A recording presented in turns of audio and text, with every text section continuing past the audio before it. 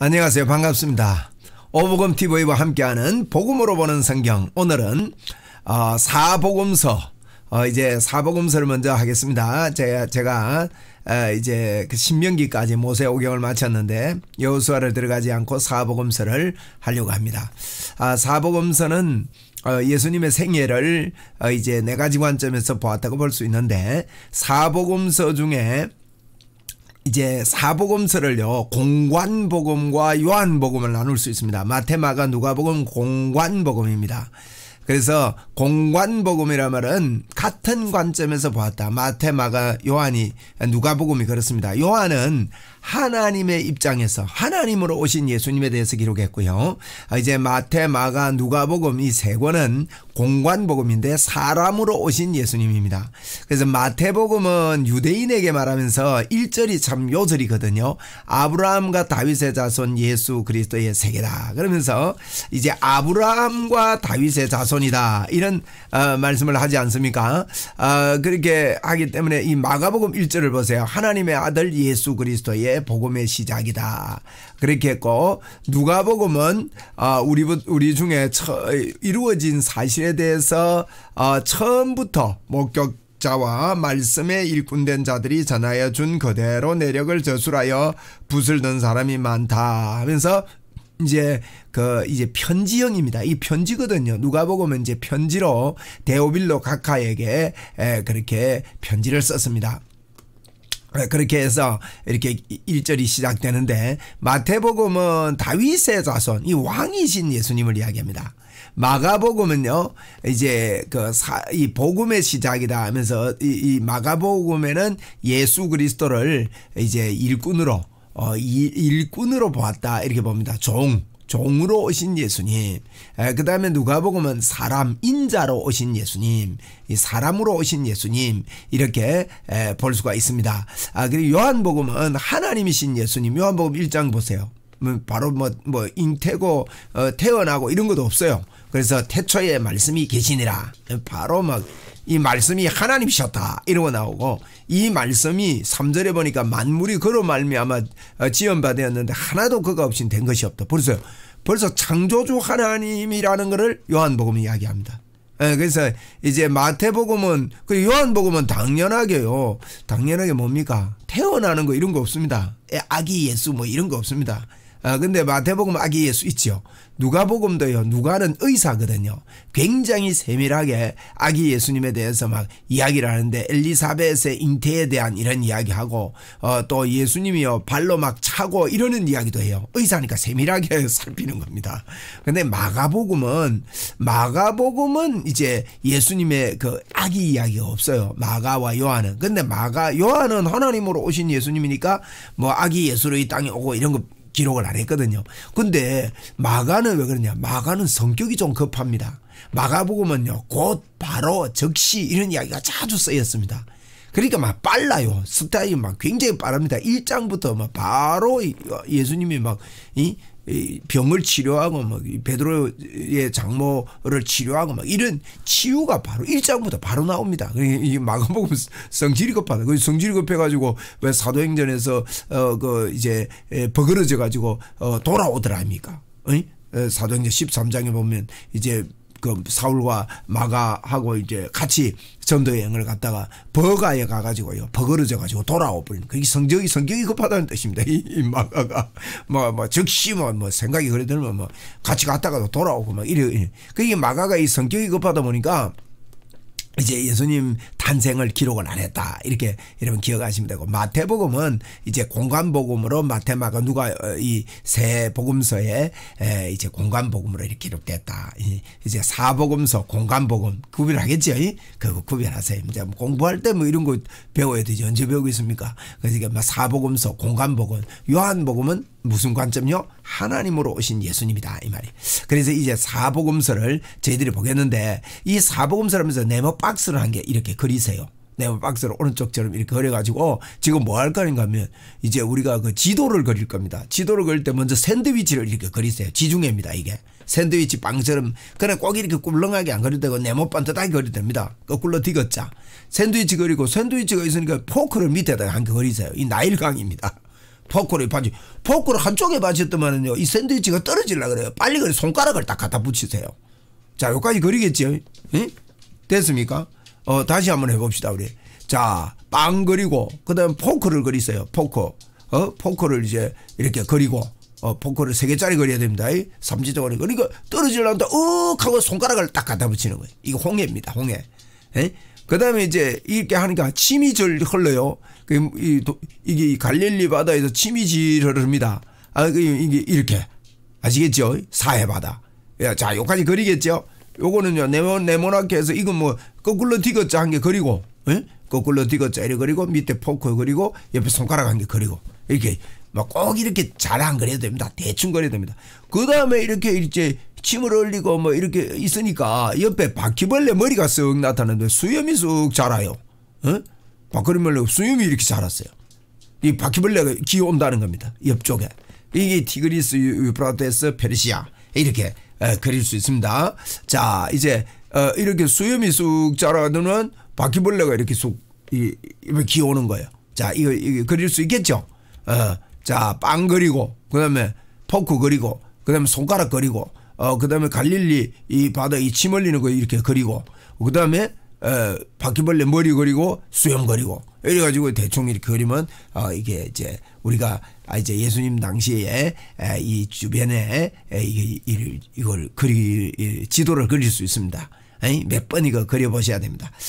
그 다음에 이렇게 보면, 그 다음에 보시면 이제 한 단계 더 나가서 유대 중심으로 그 왜 샌드위치 빵 있는 거 이거요. 유대 중심으로 물 4개를 그리면 됩니다. 여기 지중해가 물이잖아요. 빵 그리고, 그 다음에 요단강 하나, 갈릴리 바다 그리고, 그 다음에 요단강 그리고, 그 다음에 사해 바다 그리면 유대 지방 다 그린 겁니다.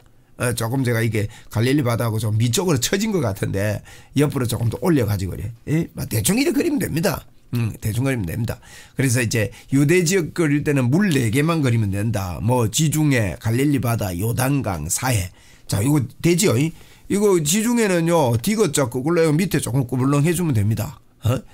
디귿자 해가지고 밑에 디귿자 거꾸로 해서 밑에 꿀렁 해가지고 이래 지중해 그리고 그 다음에 옆에 갈릴리 바다, 요단강, 사해 바다 요 물 4개만 그리면 이제 이게 다 된다 이렇게 보시면 됩니다.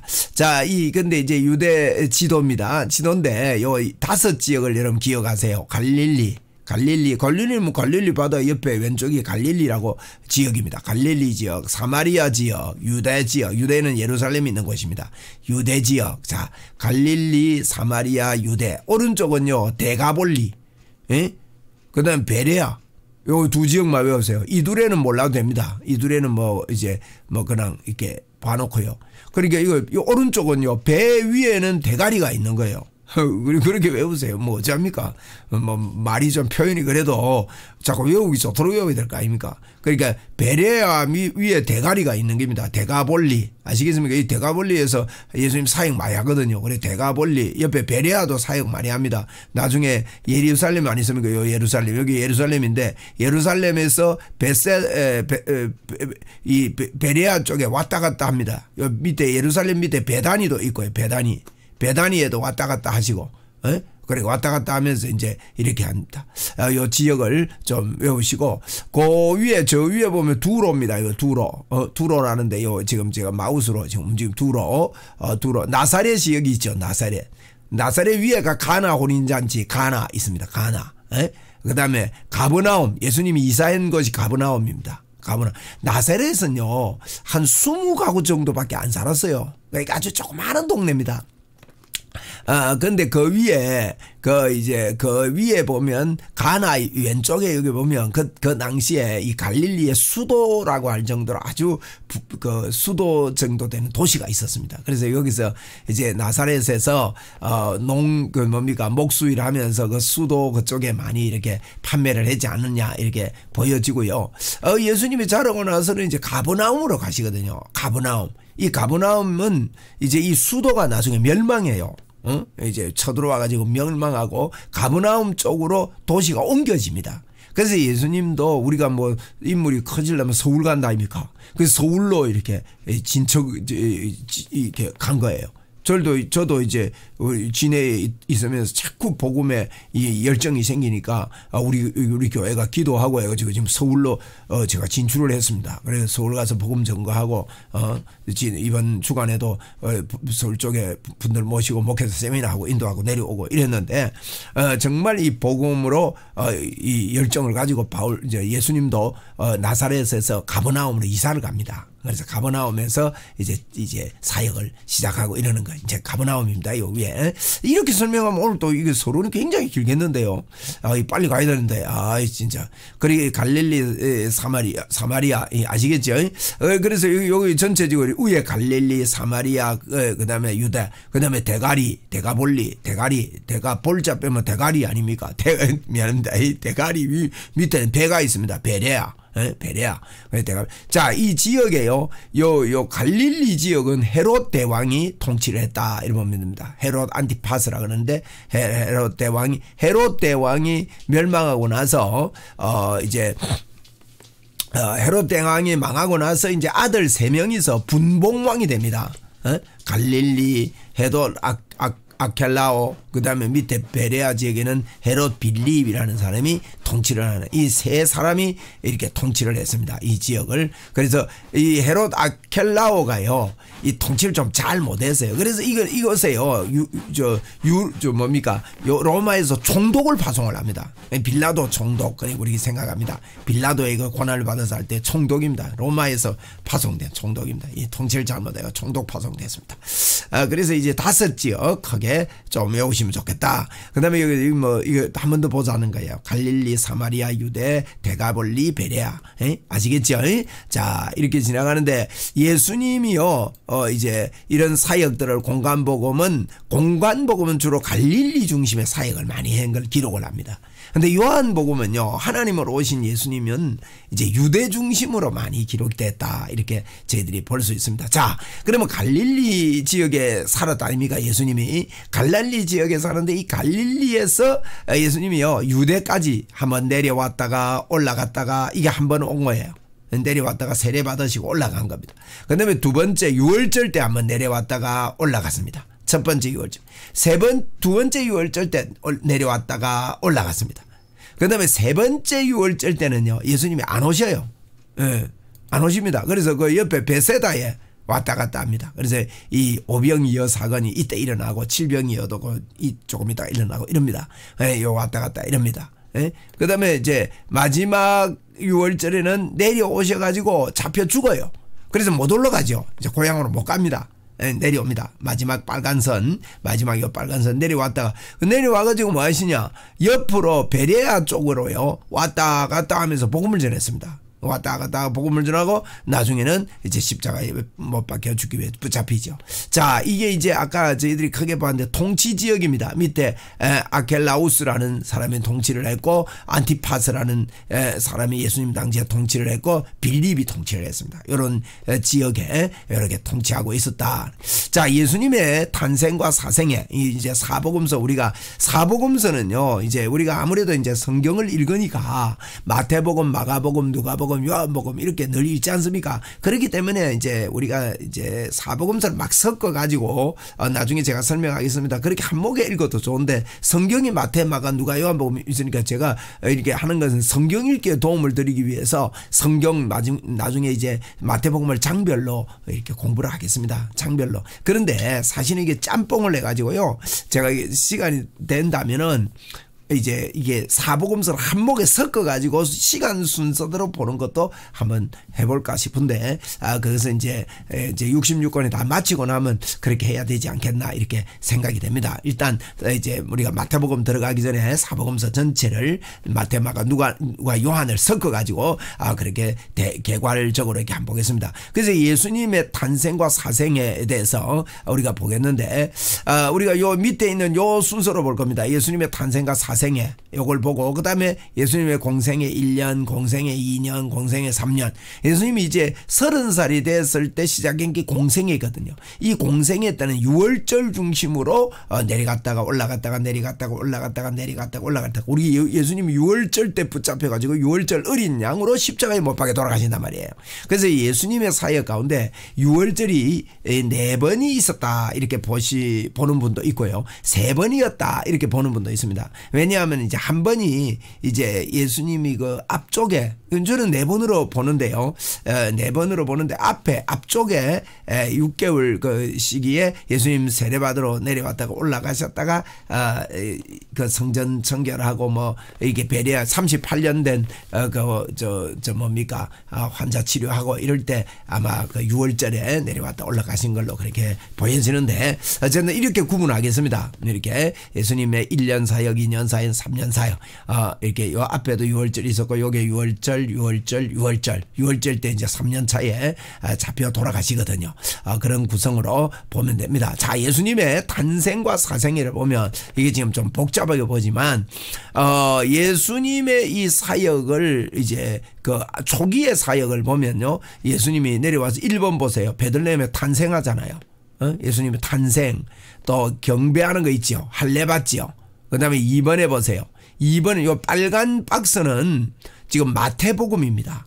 빨간 박스. 그럼 마태복음은 요거밖에 기록 안 됐는데 누가복음이 2번, 6번을 보충합니다. 12살의 이야기, 안나, 시므온의 이야기. 그래서 예루살렘에서 이런 이야기들이 있었고 요때 마리아가 올라가고 뭐 이런 이야기가 있습니다. 그죠? 근데 마태복음 가지고는 이 이야기가 없어요. 이렇게 이제 사복음서를 섞으면 전체 이야기가 되는 거죠. 그래 베들레헴.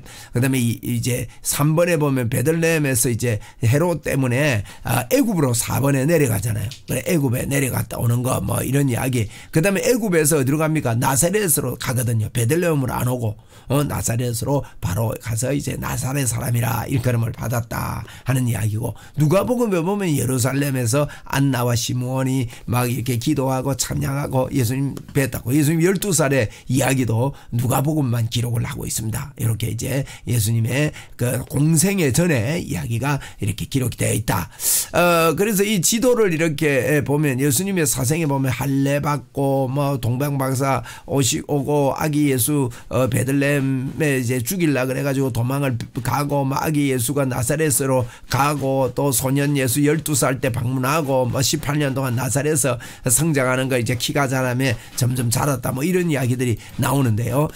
그래서 이 지도를 이렇게 보면요. 지도를 보면 예루살렘에서 핍박이 있자 이 도망을 갑니다. 애굽으로 갔다가 애굽에 이게 한 100만 명이 살았다 그래요. 유대인들이. 그래서 애굽에 가가지고 애굽에 아마 여기 가지 않았나 이렇게 봅니다. 100만 명 살았던 곳에. 그래 갔다가 헤롯이 죽자 다시 올라와 가지고 나사렛으로 이제 갑니다. 이후에 나사렛 이후로 갔다가 이제 성전 방문하러 12살 때 한번 예루살렘에 내려왔다가 12살 때 뭐 잃어버리고 하는 게 누가복음 기록되어 있잖아요. 그렇게 또 올라갑니다. 그죠? 그 이야기가 여러 지도에서 우리가 이렇게 입체적으로 볼 수 있습니다. 빨간 선을 그어놨죠.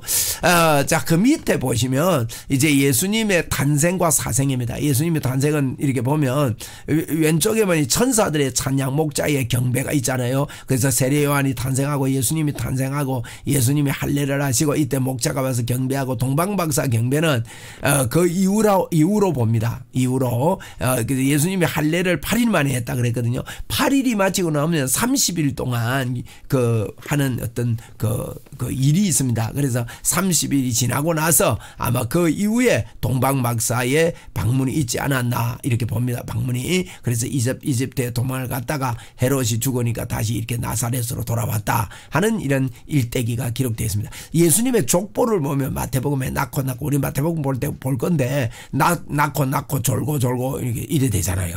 낳고 하다가 졸고 됩니다. 그런데 이제 그 마태복음은 보세요. 구약이 딱 끝나고 마태복음이 처음 시작되는데 낳고거든요. 그 유대인들에게 예수님이 다윗의 아들이다. 다윗의 족보에 이어졌다. 구약을 이어지는 그런 내용으로 이렇게 기록됐다. 이렇게 보시면 됩니다. 그 다음에 이제 그 마태와 누가의 족보가 차이가 있어요. 에? 차이가 있거든요. 근데 이제 누가는 밑에서 위까지 하나님까지 기록을 했고 마태는 아담부터 시작해서 이제 예수 그리스도까지 이렇게 기록을 했습니다. 그런데 마태는 예수님이 아브라함 자손이고 다윗의 자손이라는 점은 부각할 거예요. 누가는 예수님이 하나님의 아들이라는 동시에 아담의 아들이라고 아담도 거론하고 하나님도 거론하는 이런 차이점이 있습니다. 이제 이 역순으로 누가는 역순으로 기록했다 이런 차이인데요. 마태의 족보는 의도적으로 14대를 끼 맞추었습니다. 그래서 14대요 이렇게 했거든요. 그래서 이 14대를 끼워 맞췄는데 이 기마트리아라는 이 계산법이 있습니다. 그건 뭔가 하면 히브리어는 알파벳이 전부 다 숫자입니다. 1, 어떤 수는 1, 2, 3, 4 이렇게 숫자로 이렇게 대체해 썼거든요. 그런데 14대라는 이 말이 14라는 이 말이요. 그게 이제 숫자를 끼워 맞춘 그 단어가 뭔가 하면 다윗이라는 의미입니다. 다윗. 그래서 아마 그렇게 14대요 이게 이제 다윗이라는 다윗의 자손으로 왔다는 그래서 강조하기 위해서 이렇게 하지 않았나 이렇게 봅니다. 이런 용법으로 많이 썼답니다.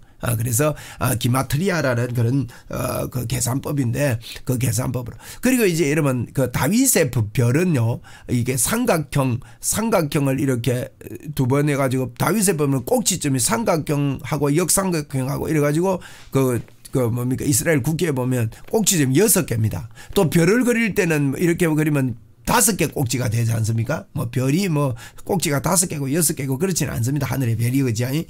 그런데 이게 이제 그 기념하는 교회를 가보면요, 예수님 탄생 기념 교회 가보면 이 별이 이렇게 바닥에 돼 있는데 이게 14개입니다. 14개. 그래서 14대 다윗의 자손이다 이런 의미로 이제 별이 좀 시커매가지고 잘 안 보이네요. 이 별 사진이. 그래서 14대다는 14개의 그 별의 꼭지점이 있습니다.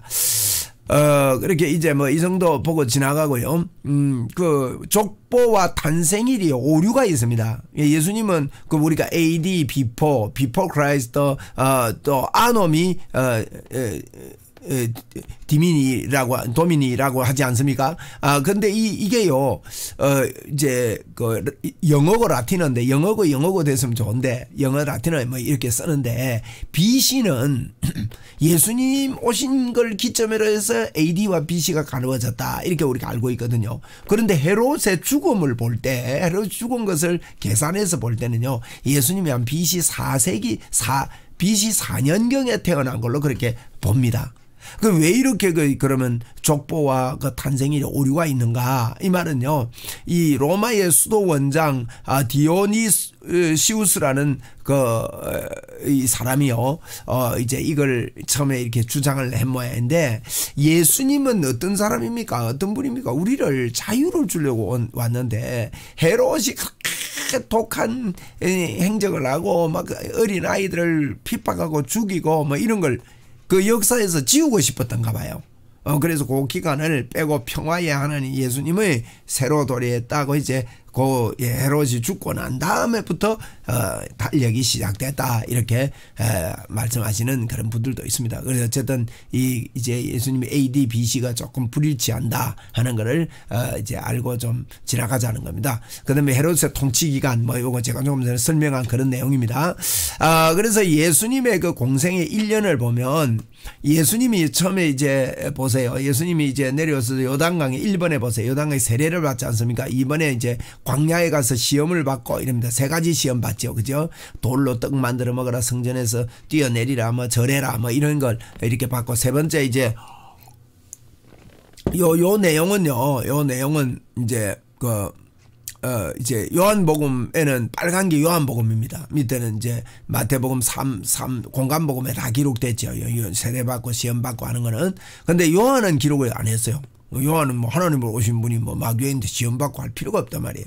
그래서 요한은 이제 위쪽에서 요단 강에서 이제 나다네일을 만나고 나사렛에 방문을 하고 가나 포도주 만들고 가브나움에 또 가셔서 일어나는 일들, 이런 모든 일들은 요한만이 기록을 했습니다. 요한만이. 그래서 이 같은 시기에 사복음서가 어우러져야 이 지역에서 이제 사역했던 그 지역에서 있었던 그 일들을 전부 다 우리는 이렇게 볼 수가 있는 것이죠.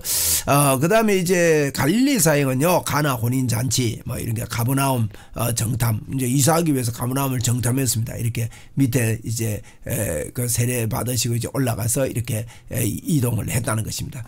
그래서 이제 가나에서 혼인잔치를 베푸셨고, 그 다음에 가버나움에, 이제 요게 가버나움이거든요. 갈릴리 바다 바로 위에가 가버나움입니다. 이 가버나움 중심으로 왔다 갔다 하면서 많은 사역을 했고, 이제 건너편에 가서 또 사역을, 데가볼리에서 사역을 많이 했습니다. 이 주변의 지역에 예수님의 주 사역지지요. 왜 가버나움에 가서 예수님은 그 이사에서 사역했냐 하면, 그게요, 국제도로인 해변길이 지나가는 길목이었다 그럽니다. 그리고 헤롯 안티파스와 헤롯 빌립의 영토의 국경도시인데, 이게 굉장히 이제 번화가고 이래서 이곳에 복음의 효과가 있었다 해서 예수님은 가버나움에 이제 저 나사렛에 있지 않고 가버나움으로 이사해서 그 중심으로 해서 복음을 전했다 이렇게 봅니다. 그리고 이제 여기서 세리 마태를 만나고 또 백부장 이야기도 여기서 만나고 이런 이야기가 있습니다. 이 지역이죠. 그래서 이제 그 1차 예수님의 1년 차는요, 성전 청결 중심으로 성경 청전 이전에 예수님이 그 세례 요한의 사역이 시작되고 뭐 세례를 받으시고 세 가지 시험을 받으시고 또 이제 이런 이야기들 초기 제자들을 부르시고 하는 게 이제 성전 청결, 성전에 가서 막 이렇게 독사의 새끼들하고 막 내쫓고 이러지 않습니까? 강도의 구를 만들지 말라 그랬는데, 그 당시에 강도들이요, 그 산 위에 가가지고 열심당원들이 그 산 위에 가가지고 이제 구멍에 들어가가지고 열심당원은, 이제 강도라는 표현은 우리가 말하는 이게 뭐 도적질하고 이런 게 아니고요, 그 얘를 정치적으로 이제 이 칼을 들고 싸워야 된다는 거예요. 로마하고. 뭐 요즘도 보면 뭐 우리가 저 국가에 대해서 막 데모를 해야 된다 하는 사람도 있고, 뭐 기도해야 된다 하는 사람도 있고, 이렇게 여러 가지듯이 그 당시도 그랬어요. 어느 시대마다 그렇습니다. 그리고 열심당원들이 막, 그러니까 이제 자꾸 붙잡아 죽이거든요. 여러분, 예수님 십자가에 못 박힐 때 한쪽 강도 양쪽 강도 있죠. 그 일반 강도가 아닙니다. 일반 강도는 그렇게 십자가에 못 박혀 죽이지 않습니다. 로마 사람들이요, 열심당원들, 나중에 열심당원 제가 이야기할 건데, 열심당원들은 굉장히 이 폭력적입니다. 한쪽에 칼을 들고 뭐 이렇게 하는 분들, 야, 시간 많이 갔다 이거 일일이 설명하려니까. 그래서 이제 이런 초기 사역입니다. 그래서 예수님이 세례 받으시고 하는 거, 이런 것들이 이제 청결 전에 했던 이야기들입니다. 그래서 이제 그 예수님께서 그 세례에 대해서 나중에 제가 이제 공부 실제적으로 하면서 이야기했습니다. 그래서 세례 요한도요, 세례 요한이 사역할 때도 세례 요한이 엘리야가 내려왔다 이런 이야기를 하거든요. 그래서 그 엘리야가 사역하던 것이 중간이거든요. 중간에. 그래서 세례 요한도 이 왔다 갔다 하면서 이쪽에서 아마 사역을 했던 걸로 그렇게 보여집니다. 그 다음에 이제 공생의 1년에 이제 그 성전 청결 이후에 그런 그 사역들을 이렇게 우리가 분류할 수가 있습니다. 그리고 성전을 1차 때 성전 청결 이후에 이런 사역들을 하는데, 이제 갈릴리 사역을 주로 하죠. 그래서 예수님 공생 1년에 보면 제가 이 파란 네모 박스에 놨죠. 성전 청결을 하기 전에 위에 이야기입니다. 갈릴리 사역, 유대 사역. 유대 사역은 밑이고 갈릴리는 위에지요. 갈릴리에 왔다 갔다 하면서 예수님이 사역 많이 했습니다. 그래서 1년 차에는 이렇게 했고, 갈릴리 사역이 많지요. 보세요. 갈릴리 사역이 1년 차에 많습니다. 기록이 많습니다. 그죠? 제가 이제 눈으로 이렇게 보십시오. 뭐 일일이 다 불러드리면 좋겠지만 시간이 너무 많이 가네요. 요건 서로는 좀 짧게 해야 안 좋겠습니까? 그래서 이제 오른쪽에 보면 유대 사역은 이제 얼마 안 됩니다. 유대에서 니고데모와 대화하고 뭐 이 세례 요한을 만나고 사마리아 여인, 그죠? 요한복음 4장에 보면 사마리아 여인 만나잖아요. 이때 만나는 거예요. 자, 그래서 이제 그 당시에요, 메시아에 대한 대망이 굉장히 컸습니다. 왜 그런가 하면 이제 절정에 달했다고 할 수 있습니다. 기다리는 게 이사야 선지자의 그 이야기라든지 뭐 이런 것들이 다 이런 이사야, 에스겔, 다니엘을 통해서 계속 성경을 묵상하다가 예수님이 이제 그 메시아가 올 것이다 하는 게 아주 마카비 왕조의 그 그 부활로 말이야면 또 이 메시아의 그때 어려웠거든요. 로마가 막 압박하고 하니까 어려울수록 여러분 재림을 기다리듯이 메시아를 자꾸 기다리는 그 메시아에 대한 대망이 굉장히 무르익었던 지역에 때에 예수님이 오셨습니다. 우리도요, 예수님 그 종말 때 예수님 재림하시는 것도요, 재림에 대해서 많이 무르익을 때 오신다고 저는 봅니다. 그런데 요즘 재림에 대해서 관심이 많습니다. 예? 그래서 점점 가까워왔습니다, 지금. 그 다음에 이제 그 예수님 당시 때요, 여기 있습니다. 이거 좀 이런 사람들 이해해야 됩니다. 바리새파, 에세네파, 열심당, 사두개파. 우리는 바리새파, 사두개파 잘 알죠. 주로 사두개파가 예수님께 적대감을 많이 품었습니다. 예수님 부활에 대해서도 초대교회 이 부활이 없다고 하거든요. 산자는 죽을 사자. 그리고 죽으면 끝이다 이렇게 생각하세요. 사두개파. 부활 없다, 영도 없다 이렇게 해요. 뭐 뭘 믿든지 모르겠어 사두개파.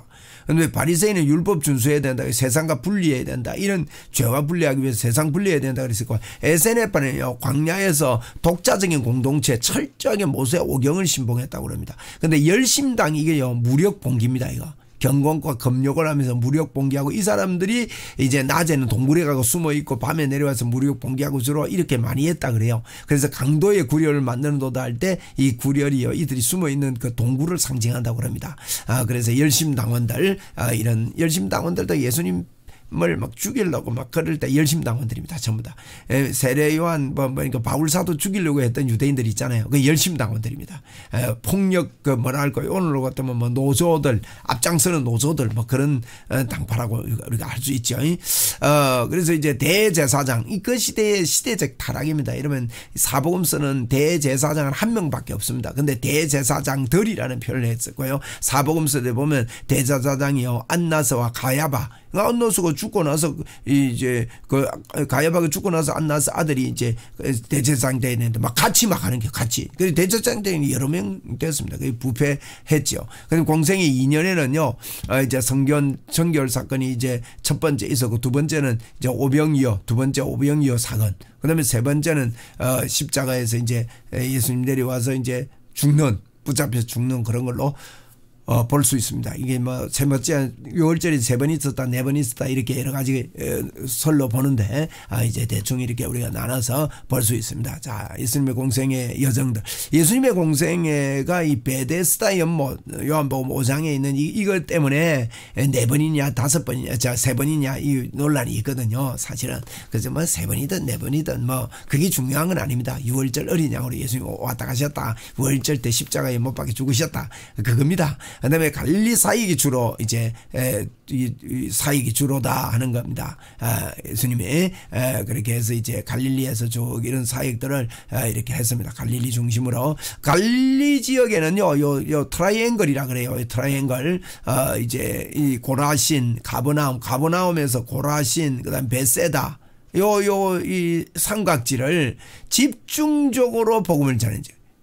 그래서 이제 뭐 소돔과 고모라가 고라신보다 더 낫다 이런 표현을 예수님도 한 적이 있습니다. 그래서 갈릴리 사역들이 이렇게 쭉 이렇게 나옵니다. 2차 이번인데 거라사인 뭐 이 데가볼리 여기서 이제 거라사인의 그 귀신 들린 그 뭡니까 저 돼지에게로 들어가고 뭐 이런 이야기들, 이런 것들이 이렇게 있습니다.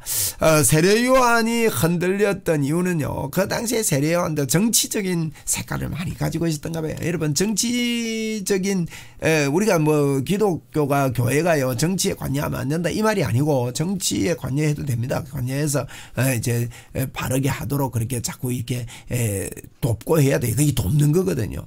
우리 사람은 타락하기 때문에 옆에서 감시 안 하면은 타락하게 돼요.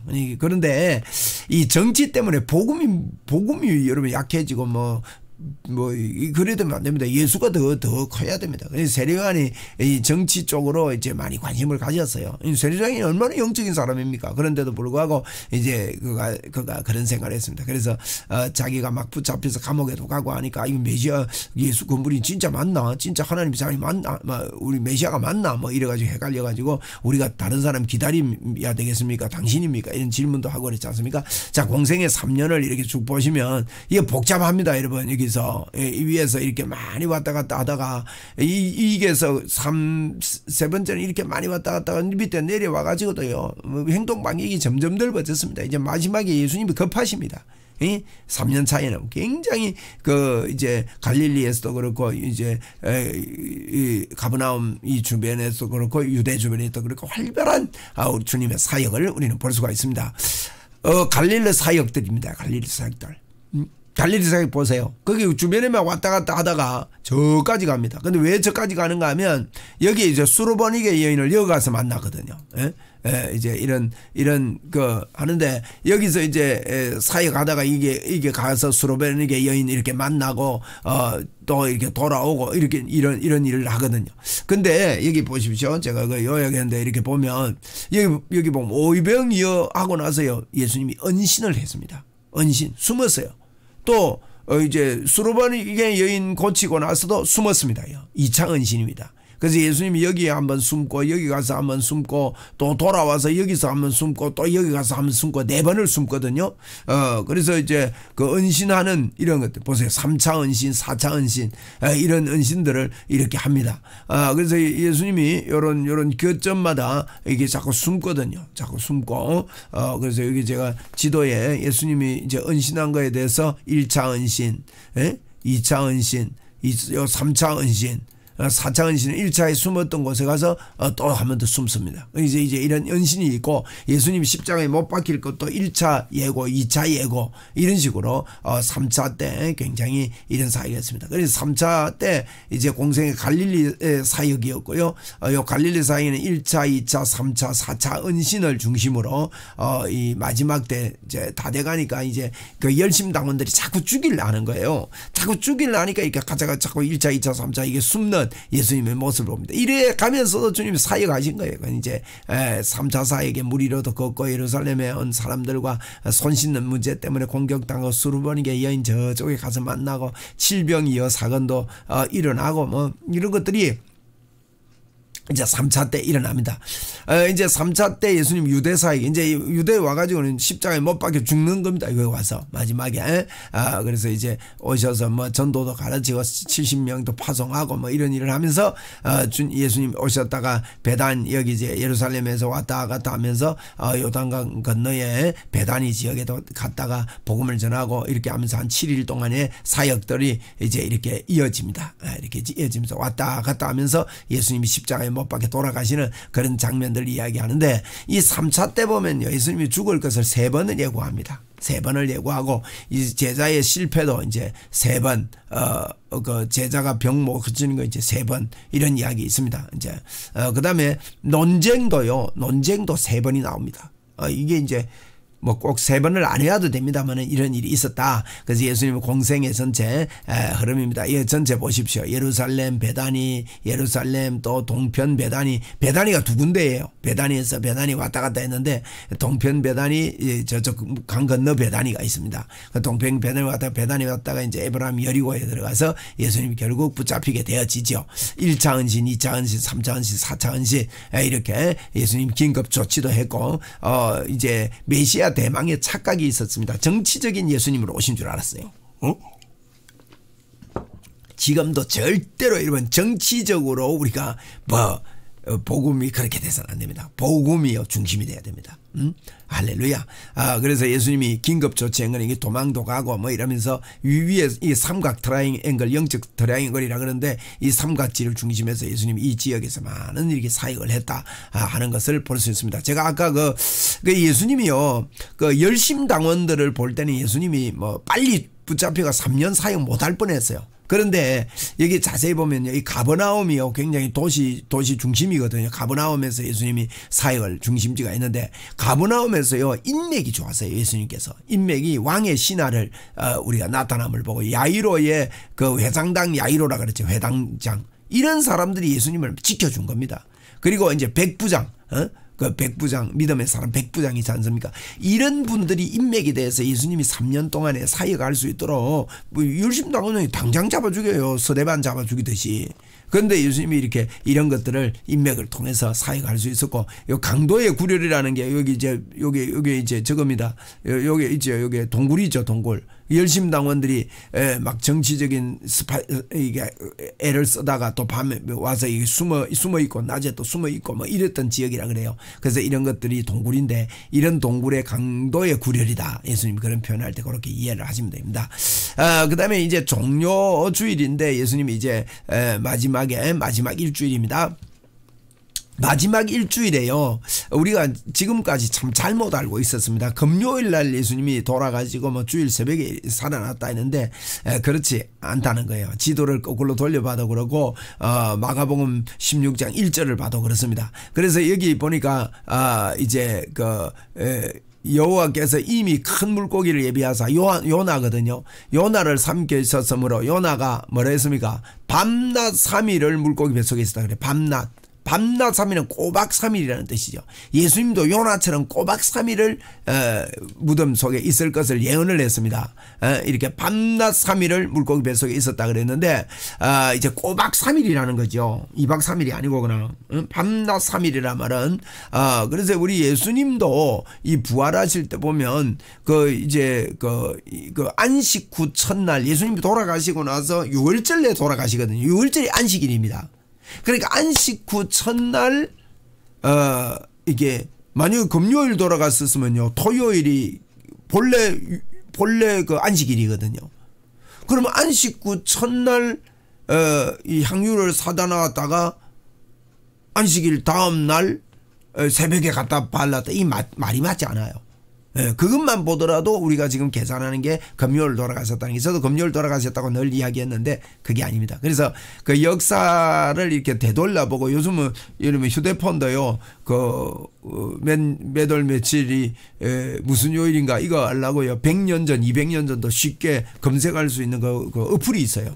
그걸로 이렇게 그런 컴퓨터로 해보면 이게 명확하게 드러나는, 이게 이명현 박사님이라는 분이 이제 창조과학에서 활동을 하시는 분인데, 이분이 이제 다른 거와 여러 가지 연구를 해보니까 이렇더라는 거예요. 그래서 과학적으로 따져보니까 이게 맞아요. 그래서 예수님은요 이제 수요일 날 이제 그때 날려는 우리는 하루가 밤 12시부터 시작되잖아요. 그 당시는 저녁부터 시작돼요. 저녁 6시나 뭐 이렇게 시작된단 말이에요. 해질 무렵이니까. 그래서 이제 수요일 저녁에 안식이 시작되는 겁니다. 그 6월절이. 그때 AD 30년인가 그 가보니까 이게 그렇대요. 수요일이래요. 수요일 저녁이 이제 딱 6월절이고 그 다음에 이제 토요일에 부활을 하시면 이게 정확하게 밤낮 3일이 됩니다. 이게 이렇게 보는 게 맞다 이거예요. 예? 그래서 이제 이게 뭐 우리가 다 그렇게 보는데 이제 제가 간단하게 설명합니다. 이게 이런 성경에 나옵니다. 이제 마가복음 16장 1절에 보니까 안식일이 지났을 때에 막달라 마리아 야고보는 또 살레메가 그걸 보고 향품을 사다 두었다가 그랬거든요. 이게 그렇게 보면 살 날이 없어요. 목요일, 금요일, 6월절 때 돌아가시는 6월절에는 뭐 못 산단 말이에요. 6월절 돌아가고 그러면 그 다음에 안식 후 첫날인데 안식일이 지난 새벽에 갔는데 언제 사다 놓습니까? 이제 이런 것들을 볼 때 이게 뭐가 계산법이 안 맞다는 이런 도표들을 자세히 보면 그게 맞습니다. 근데 마지막 일주일이 이제 예수님이 이제 뭡니까 수요일쯤에 도착을 해가지고 쭉 이런 사역을 하고 이제 겟세마네 동산에서 화요일 날 올라갔다가 수요일 날 6월절입니다. 그래서 화요일 날 밤에 이제 체포가 되고 이제 수요일 날 무덤에 장사 지내 받는 거예요. 그러면 수, 목, 금, 토. 3시에 돌아가셨으니까 토요일 3시에 토요일이 아직 안식일 되기 전입니다. 안식일 되기 전에 3시에 이렇게 이제 부활하셨다. 이렇게 보시면 됩니다. 이렇게 저희들이 보는 게 맞다. 그것을 좀 설명을 좀 드려봅니다. 자, 예수님 부활 성천하시죠. 이게 이제 사복음서의 마무리입니다. 사복음서 부활성천하고 마리아에게 나타나고 이제 도마에게도 나타나시고 하는 이런 사역을 우리는 볼 수가 있는데 이렇게 이제 우리가 사복음서를 보는데 제가 좀 빨리 한다는 게 지금 40분이 넘어간 것 같습니다. 이 이제 사복음서의 서론인데 하여튼 사복음서가 굉장히 방대한 내용이니까 이렇게 서론을 보았습니다. 이런 것들을 뭐 이게 쭉 개괄적으로 우리가 권별로 보겠지만은 개괄적으로 먼저 이렇게 살펴보았습니다. 마태복음 1장에서 뵙겠습니다.